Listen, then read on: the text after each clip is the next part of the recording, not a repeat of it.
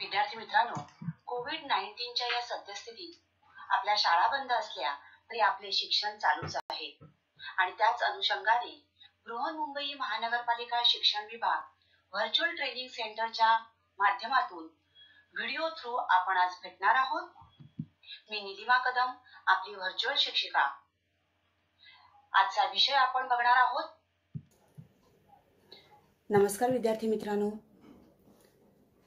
मित्रांनो, कोविड-19च्या या सद्यस्थितीत आपल्या शाळा बंद असल्या तरी आपले शिक्षण चालूच आहे आणि त्याच अनुषंगाने बृहन्मुंबई महानगरपालिका शिक्षण विभाग व्हर्च्युअल ट्रेनिंग सेंटरच्या माध्यमातून व्हिडिओ थ्रू आपण आज भेटणार आहोत. मी निलिमा कदम, आपली व्हर्च्युअल शिक्षिका. आजचा विषय आपण बघणार आहोत.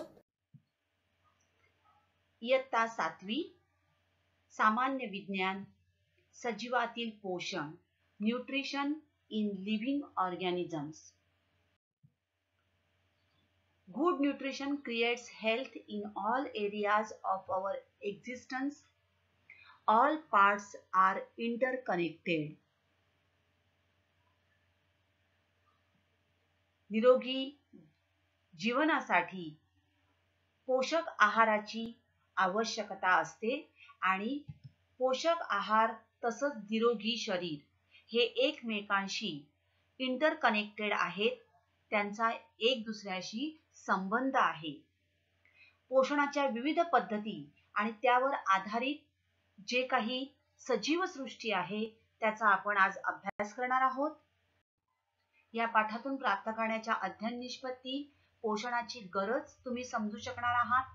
अन्न ग्रहण व पोषणासंदर्भामध्ये सजीवांमध्ये असणारी विविधता तुम्ही स्पष्ट करू शकणार आहात. त्या दृष्टीने तुम्ही आजूबाजूला तुमच्या परिसरात निरीक्षण करू शकणार आहात आणि पोषणाचे विविध प्रकार समजू शकणार आहात. ॲट अ ग्लान्स थोडंसं मागील भागात आपण काही गोष्टी अभ्यासलेल्या आहेत पोषणाच्या बाबतीत. त्याचा थोडासा आढावा घेऊ. प्रकाश संश्लेषण म्हणजे काय? तर जमिनीतील पाणी, पोषक द्रव्ये, हवेतील कार्बन डायऑक्साईड यांचा उपयोग करून हरितद्रव्य व सूर्यप्रकाशाच्या सहाय्याने हिरव्या वनस्पती पानांमध्ये अन्न तयार करतात आणि या क्रियेला प्रकाश संश्लेषण असे म्हणतात. The green plants can produce their own food with the help of sunlight and chlorophyll. Chlorophyll is present in the leaves. So with the help of this chlorophyll and sunlight, plants make their food in the leaves using water and nutrients from the soil and carbon dioxide from the air. This process is known as photosynthesis. वायूंची देवाणघेवाण करण्यासाठी पानाच्या बाह्य आवरणाला अतिशय सूक्ष्म छिद्रे असतात. त्यांना पर्णरंध्रे असे म्हणतात. Leaves have stomata and through these stomata gaseous exchange takes place. रसवाहिन्या या अन्नाचे म्हणजेच पानांकडून शर्करा व अमिनो आम्ले ही वनस्पतीच्या खोडाकडे व मुळांकडे वहन करतात. The phloem transports the food that is glucose from the leaves to other parts of the plant. आणि जलवाहिन्या या पाणी व क्षार यांचे वरच्या दिशेने म्हणजेच खोड व पानांच्या दिशेने वहन करतात. The xylem transports minerals and water from the root to all aerial parts of the plant. विद्यार्थी मित्रांनो, आताच आपण बघितलं की प्रकाश संश्लेषण क्रियेत वनस्पती अन्न तयार करतात. Plants prepare their food in the process of photosynthesis or with the help of photosynthesis. Now in this process, plants prepare their food means plants produce carbohydrates. So plants produce carbohydrates by the process of photosynthesis. Now carbohydrates means glucose. So what is this glucose? Dear friends, this is the structure of glucose and as you see here, there are some atoms. Now here you can see that oxygen, hydrogen and carbon. This glucose is consist of hydrogen, oxygen and carbon. C6H12O6, this is the formula of glucose. तर ग्लुकोजचा जो हा रेणू आहे हा hydrogen, oxygen आणि कार्बनच्या अणूंपासून बनलेला आहे. So कर्बोदके ही कार्बन, हायड्रोजन व ऑक्सिजन यापासून तयार होतात. So carbohydrates are made from carbon, hydrogen and oxygen. Now carbohydrates are made from these atoms. So proteins, what about proteins? So proteins म्हणजेच प्रथिने ही या ठिकाणी तुम्हाला दिसतायत बघा. हायड्रोजन, नायट्रोजन, कार्बन आणि oxygen. So proteins are made from carbon, hydrogen, oxygen and nitrogen. Now see here, hydrogen, carbon, oxygen, these atoms are there, but what about nitrogen? How do plants get the nitrogen necessary for the synthesis of proteins? वनस्पतींना nitrogen आवश्यक आहे, परंतु nitrogen कशासाठी आवश्यक आहे? तर proteins तयार होण्यासाठी, प्रथिने तयार होण्यासाठी नायट्रोजनची आवश्यकता आहे. तुम्हाला या स्ट्रक्चर मध्ये दिसतंय बघा, नायट्रोजन सुद्धा हवा आहे प्रथिने तयार होण्यासाठी. कारण प्रथिने ही कार्बन, हायड्रोजन, ऑक्सिजन आणि नायट्रोजन पासून बनलेली असतात. मग हा जो नायट्रोजन आहे, हा नायट्रोजन वनस्पती कुठून बरे मिळवितात?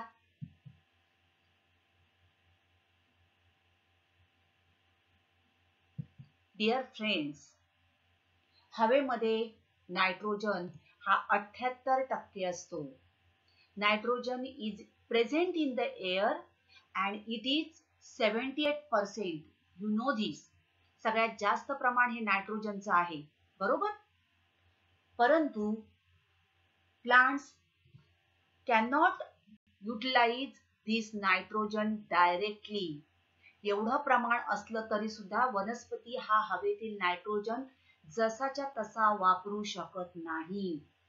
अँड देअरफोर त्यासाठी त्याचं स्थिरीकरण होणं आवश्यक असतं. That is its needs to be fix, that is it should be converted into nitrogenous compounds.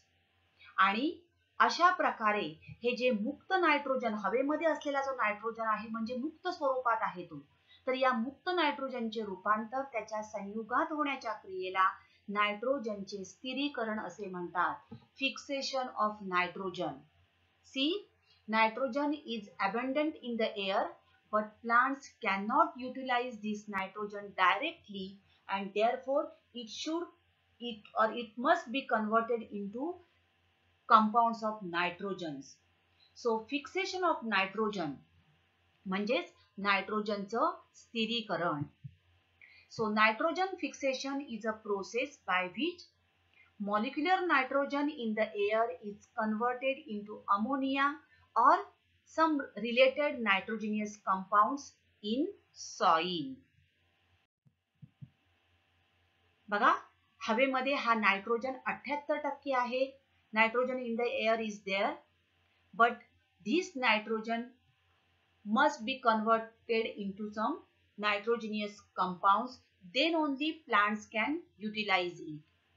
So there are some microbes which fix nitrogen in nodules on the roots of the pulse crop. See here,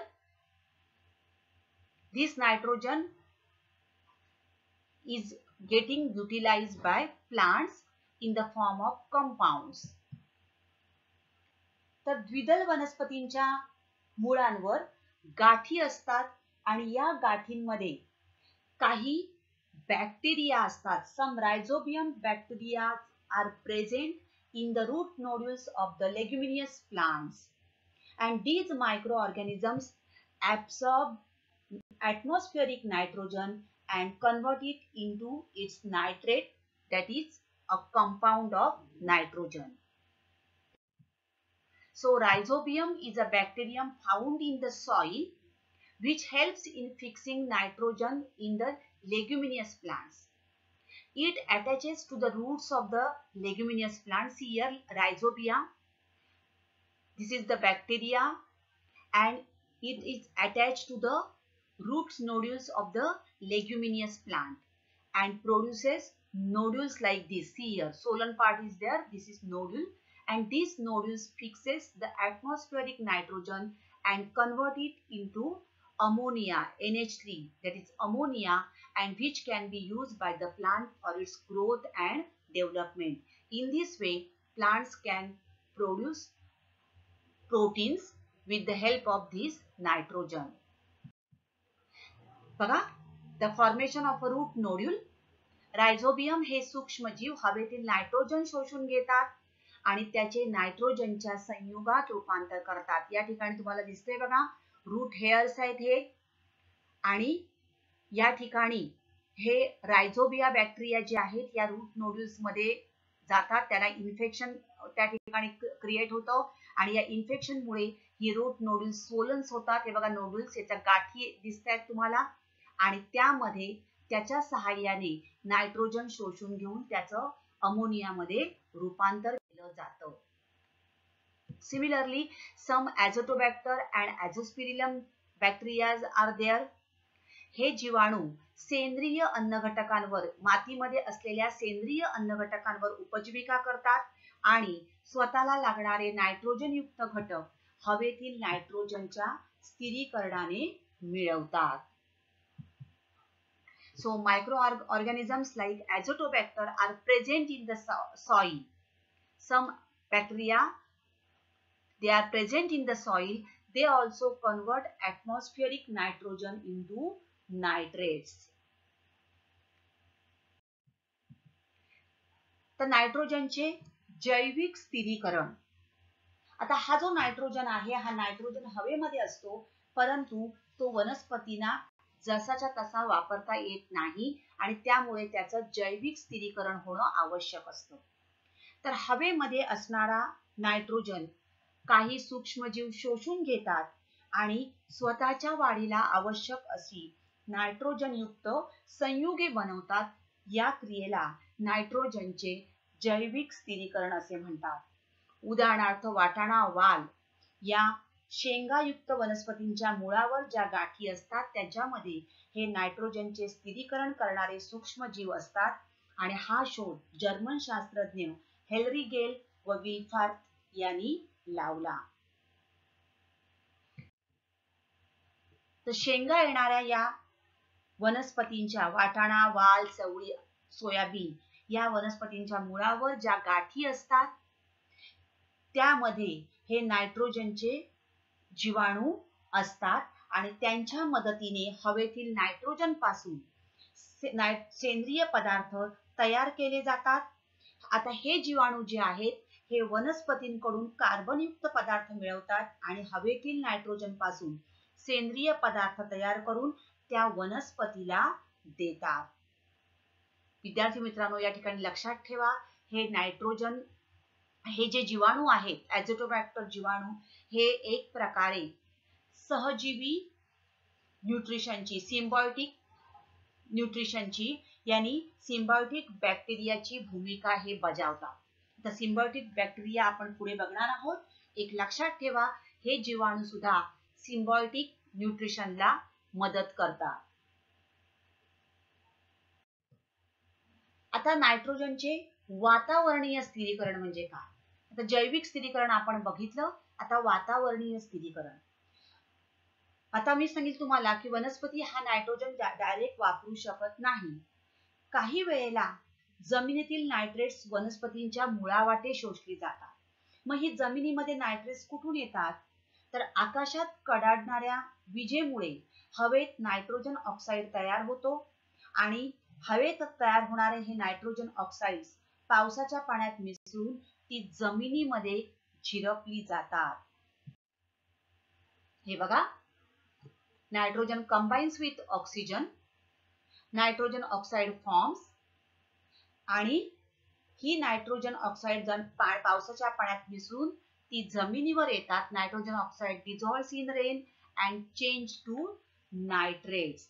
या संयुगापासून nitrates तयार होतात आणि plants use these nitrates to grow. तर अशा प्रकारे जेव्हा आकाशात वीज चमकते तेव्हा हवेतील नायट्रोजन व ऑक्सिजनचा संयोग होऊन नायट्रिक ऑक्साईड व नंतर नायट्रोजन ऑक्साईड बनते. हे नायट्रोजन ऑक्साईड पावसाच्या पाण्यात विरघळून त्याचा जमिनीतील क्षारांशी संयोग होऊन नायट्रेट्स बनतो आणि त्यांचा उपयोग, या नायट्रेट्सचा उपयोग वनस्पती स्वतःच्या वाढीसाठी करून घेतात. त्यानंतर आता हे नायट्रेट्स तयार झाल्यानंतर वनस्पतीने त्याचा उपयोग केला, परंतु काही जीवाणू या कुजणाऱ्या वनस्पती व प्राणी यांच्यापासून सुद्धा नायट्रेट्स तयार करतात आणि काही वेळेला या प्राण्यांच्या उत्सर्गातून हे नायट्रेट्स बाहेर पडतात आणि पुन्हा नायट्रोजन हा हवेत सोडला जातो आणि अशा प्रकारे हे नायट्रोजनचं चक्र अविरत चालू राहतं. तर सजीवांचे उत्सर्जन, कुजणे, ज्वलन या क्रियांमार्फत हा नायट्रोजन परत हवेत सोडला जातो. अशा प्रकारे वातावरणातील नायट्रोजनचे प्रमाण कायम राखले जाते. दिस इज अ नायट्रोजन सायकल. तर वनस्पती मृत झाल्यानंतर त्यांच्यातील नायट्रोजन पुन्हा जमिनीला परत मिळतो आणि पुन्हा हा नायट्रोजन जमिनीतील बॅक्टेरिया वगैरे वापरतात आणि त्यांच्या कुजण्यातून, उत्सर्जनातून पुन्हा नायट्रोजन हवेत सोडला जातो. तर अशा प्रकारे हवेतील नायट्रोजनचे जैविक व वातावरणीय स्थिरीकरण होऊन सजीवांना नायट्रोजन मिळतो. हे काय आहे बरं? ओळखलं का तुम्ही? बरोबर आहे, दगडफूल. तर दगडफूल कुठे बरं वापरतो आपण? हे स्वयंपाकघरात गरम मसाल्यामध्ये या दगडफुलाचा उपयोग केला जातो. तर दगडफूल म्हणजे काय? तर बुरशी आणि शैवाल होय. लायकेन म्हणजेच बुरशी आणि शैवाल. काळी बाजू असते ती शैवालाची आणि पांढरी बाजू असते ती बुरशीची. तर काही शैवाले आणि कवक म्हणजे बुरशी यांची शरीरे एकत्र वाढून दगडफूल ही वनस्पती बनते. खडकांवर किंवा वृक्षाच्या फांदीवर कोणत्याही एकाला म्हणजे बुरशीला आणि किंवा शैवालाला स्वतंत्रपणे जगणे जेव्हा कठीण असते तेव्हा दोन्ही हे एकत्र येऊन परस्परांना पाणी, अन्न व संरक्षण देऊन यशस्वी जीवन जगतात आणि ह्यालाच म्हणतात सहजीवी पोषण, सिम्बायोटिक न्यूट्रिशन. बघा, वनस्पतीमध्ये, शैवालामध्ये किंवा बुरशीमध्ये यांच्यामध्ये सुद्धा आपल्याला हे सहजीवी पोषण आढळून येतं. बालमित्रांनो, सहजीवी पोषण म्हणजे काय? तर दोन किंवा अधिक सजीवांच्या निकट संबंधातून पोषण, संरक्षण, आधार इत्यादी गोष्टी साध्य होतात. यालाच सहजीवी पोषण असे म्हणतात. Symbiotic nutrition is the relationship between organisms in which they share their nutrition and shelter. आता शैवाल हे हिरवं आहे आणि ते प्रकाश संश्लेषणाने अन्न तयार करू शकते. मात्र बुरशीमध्ये हरितद्रव्य नसते, परंतु बुरशी आपल्या शरीरातून एक प्रकारचे आम्ल सोडते आणि आजूबाजूला असलेल्या खडक, माती यांच्यामधील मूलद्रव्य ती शोषून घेऊ शकते. बालमित्रांनो, पावावर येणारी बुरशी आणि ही कशाने बनलेली असते? हायफे, धाग्यांनी बनलेली असते. धागे असतात तिचे. तर हा जे धागे असतात या धाग्यांमध्ये बाहेरचं आवरण धाग्यांचं असतं, आतमध्ये ओलावा धरून ठेवला जातो आणि अशा प्रकारे जी शैवाल आहे ते प्रकाश संश्लेषणाने अन्न तयार करतात आणि वरच्या धाग्यासारख्या थरांमुळे या बुरशीचं अतिनील किरणांपासून संरक्षणही होतं आणि त्याच्या आत असलेल्या बुरशीच्या धाग्यामध्ये पोषक द्रव्ये पाणी साठवलं जातं. तर अशा प्रकारे वनस्पतींना वाढीसाठी प्रकाश, पाणी आणि खनिजे यांची आवश्यकता असते. मात्र या गोष्टी जिथे खूप कमी प्रमाणात आहेत त्या ठिकाणी ही दगड फुले अशा प्रकारे सहजीवी पोषणाच्या आधाराने तग धरू शकतात, जिवंत राहतात आणि वाढतात. त्याचबरोबर दुसरं एक उदाहरण सहजीवी पोषणाचं म्हणजे शंखवासी खेकडा व समुद्रपुष्प. समुद्रात रिकाम्या पडलेल्या शंखात हा खेकडा स्वसंरक्षणासाठी राहतो. जास्त संरक्षण मिळवण्यासाठी तो शंखावर समुद्रपुष्पाची स्थापना करून ते झाकून टाकतो. सी ॲनिमोन याला शुंडक असतात, टेंटॅकल्स असतात आणि त्यामुळे इतर प्राणी त्याच्या वाटेला येत नाहीत. त्यामुळे खेकड्याचं या क्रॅबचं आपोआप संरक्षण होतं आणि समुद्र फुले ही एकाच ठिकाणी चिकटलेली असतात आणि त्यामुळे त्यांना अन्नासाठी मर्यादा येतात. मात्र खेकडा या आपल्या शंखासह फिरतो. शंखावर असलेली समुद्र फुलं सुद्धा त्याच्याबरोबर दुसरीकडे स्थलांतरित होतात आणि अशा प्रकारे खेकड्याने वेगवेगळ्या ठिकाणी जाण्याची त्यांना संधी मिळते आणि अन्न मिळवण्यास मदत होते. शिवाय खेकड्याने मिळवलेल्या अन्नातील काही भाग सुद्धा त्यांना मिळू शकतो. अशा प्रकारे सहजीवी पोषणाच्या आधाराने हर्मिट क्रॅब आणि सी ॲनिमोन म्हणजे शंखवासी खेकडा आणि समुद्रपुष्प जिवंत राहू शकतात. आहे की नाही ही किमया निसर्गामध्ये? The symbiotic nutrition in leguminous plants, we found these types of symbiotic nutrition. Rhizobium bacteria, they provide nitrogen and they fix this nitrogen in the form of compounds of nitrogen, that is ammonia. The heterotrophic plants, परपोषी वनस्पती. बालमित्रांनो, कधीतरी तुम्ही गावाला वगैरे गेला असाल किंवा काही वेळेला काही झाडांवर आपल्याला अशा पिवळ्या वायर सारखी वनस्पती आढळून येते. ही वनस्पती म्हणजेच अमरवेल होय. ही अमरवेल ही परजीवी वनस्पती आहे. या वनस्पतीला पानं नसतात. फक्त वायर सारखी, दोरी सारखी ही वनस्पती आपल्याला दिसते आणि ही वनस्पती दुसऱ्या झाडावर खूप मोठ्या प्रमाणावर वाढलेली आपल्याला दिसून येते. का बरं तशी ती वाढते?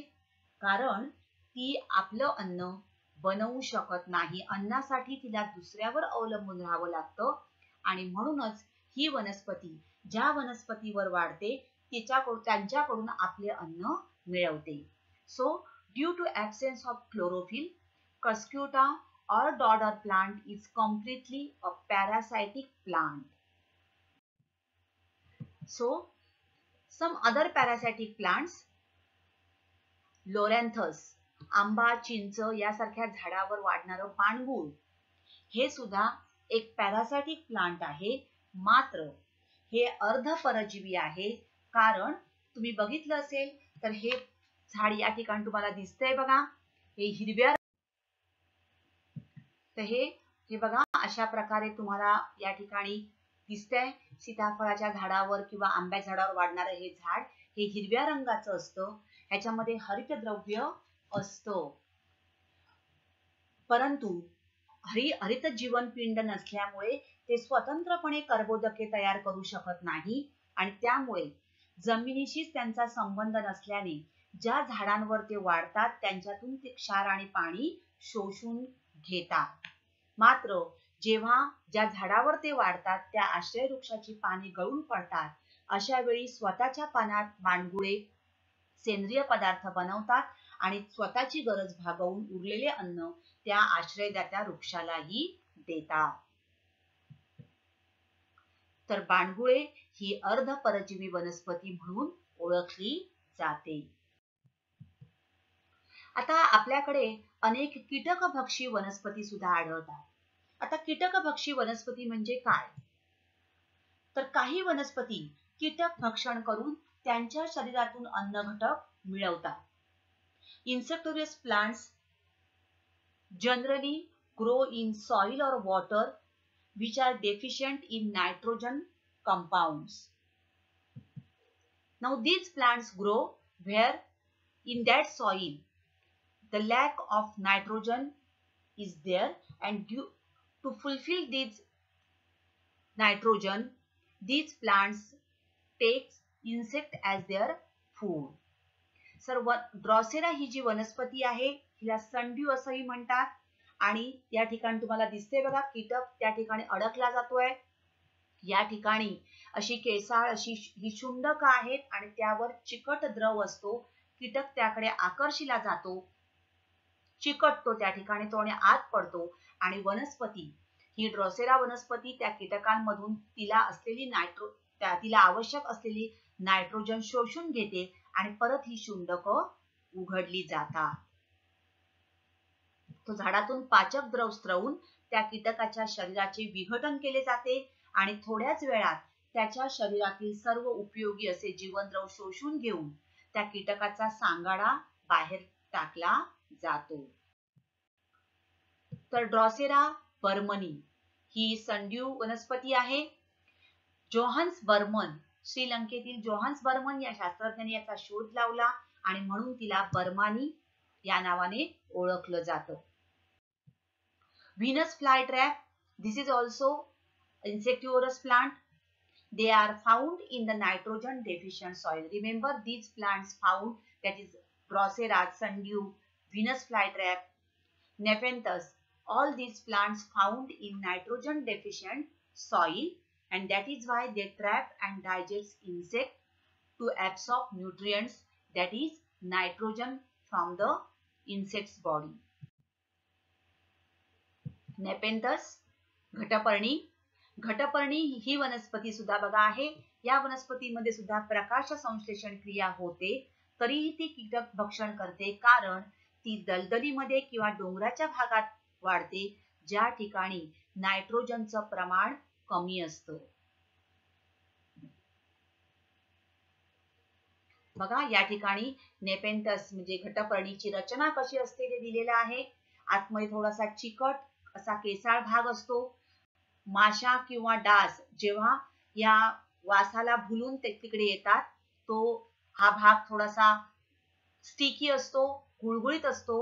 त्या ठिकाणी तो आत घसरला जातो.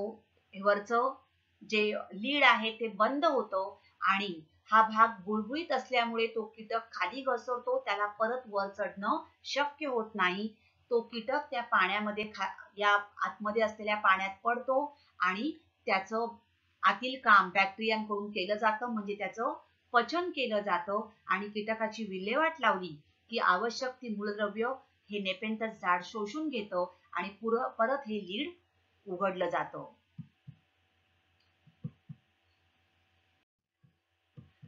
सॅप्रोफायटिक प्लांट्स. काही वनस्पती सजीवांच्या कुजलेल्या मृत अवशेषांवर अवलंबून असतात. पावसाळ्यात आढळणारी ही भूछत्र तुम्ही बघितली असतील. ह्या आहेत मृतोपजीवी वनस्पती. Plants which obtain the food from dead and decaying bodies of other organisms are called saprophytic plants. पावसाच्या दिवसात झाडांवर किंवा जंगलात उगवणारी ही भूछत्र, they are saprophytic plants. Actually, these plants helps to clean the environment. Yeast, this is also one type of saprophytic plant. मात्र yeastचा उपयोग आपण bakery products मध्ये करतो. तर हे एक प्रकारचं पूरक खाद्य असून सूक्ष्मजीव आहे. तर ईस्ट हे बाजारामध्ये पावडरच्या स्वरूपात मिळतं आणि जनावरांच्या पोटामध्ये असणाऱ्या उपयोगी सूक्ष्मजीवांची वाढ होण्यास हे मदत करते.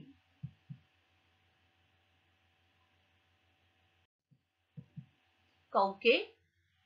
आजपर्यंत 69,000 प्रजातीतील 5% कवके ही माणसाला उपयुक्त आहेत. कवकांमध्ये भाज्यांपेक्षा 5% जास्त प्रथिने आणि व्हिटॅमिन बी गटातील folic acid, ascorbic acid, niacin हे आढळतात. त्याचबरोबर शरीराच्या वाढीसाठी आवश्यक असे लोह, कॅल्शियम, फॉस्फरस हे घटकही कवकांमध्ये आढळून येतात.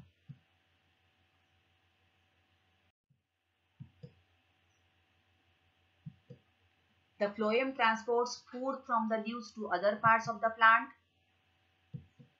Xylem transports minerals and water from the root to all aerial parts of the plant. Fixation of nitrogen. Nitrogen fixation is a process by which molecular nitrogen in the air is converted into nitrogenous compounds.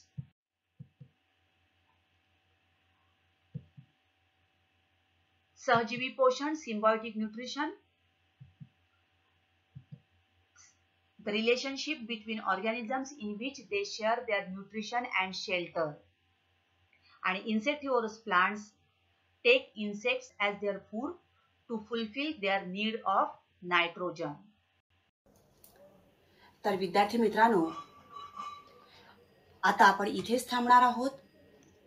अशाच काही सुंदर सुंदर video सहित पुन्हा भेटणार आहोत पुढच्या भागात. तोपर्यंत थँक यू. घरी राहा, सुरक्षित राहा.